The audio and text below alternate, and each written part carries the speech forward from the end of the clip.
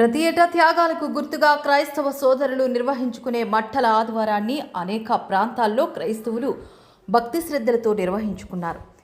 ఈ దిశలో విశాఖ జిల్లా పెద్దుర్తి మండలం జీవీఎంసీ 79వ వార్డు సుజాత్ నగర్లోని ఆగాపై క్రైస్తవ ప్రార్థనా మందిరం నందు ఈ వేడుకల్ని ఉత్సాహవంతంగా నిర్వహించుకున్నారు.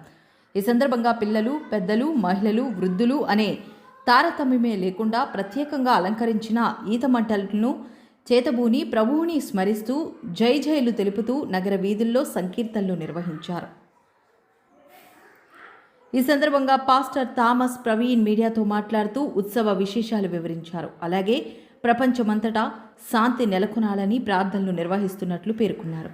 ఈ కార్యక్రమంలో ప్రార్థనా మందిరం ప్రతినిధులు RB Swamy, RS Sekharababu, RM Naidu, J Kiran, IG Raju, Vinod, brother Chaitanya, R Chinnamma Naidu, R Sujatha, R Sunitha, R Mary Kumari తదితరులు పాల్గొన్నారు. వారు 2000 సంవత్సరాల క్రితం రారాజుగా యెరూషలేం పట్టణంలో జయప్రవేశం చేశారు.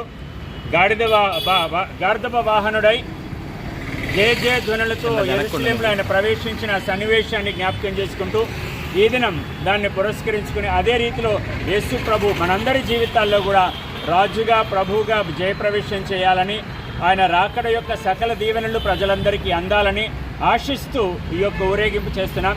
యేసు లోక రక్షకుడుగాను, పాపముల పరిహారణకర్తగాను, మానవ జీవితాల్లో దైవ ఆశీర్వాదము, దైవ నడిపింపు, దైవ దీవెనను ప్రవేశపరుస్తూ ఆయన వచ్చిన విషయాన్ని జ్ఞాపకం చేసుకుంటూ ఆ విషయాన్ని సకల లోక ప్రజలకు చాటింపు చేస్తూ ఈ రీతిలో మేము ఊరేగింపు చేస్తున్నాం.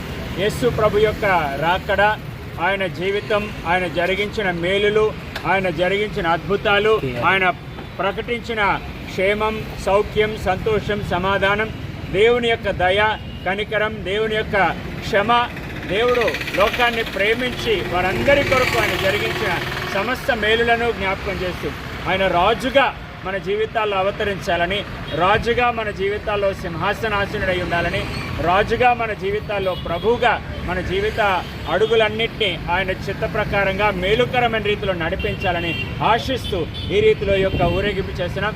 దేవుడు ఈ పట్టణవాసులందరినీ దీవించునుగాక, వారందరికీ క్షేమం, ఆరోగ్యం, సంతోషం, దీవెన కలిగించునుగాక. దేవుడి మాటలను దీవించి ఆశీర్వదించునుగాక. ఆమేన్.